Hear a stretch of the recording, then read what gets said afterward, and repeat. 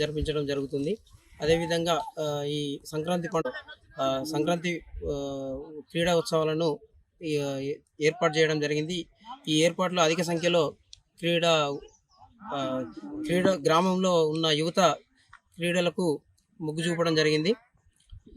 మెయిన్గా ఏంటంటే యువత ఈ క్రీడలు ఆడి వాళ్ళ యొక్క మానసికంగా శారీరకంగా దృఢ సంకల్పంతో ఉండాలని మా యొక్క స్వయం సేవా సమితి ఉద్దేశం.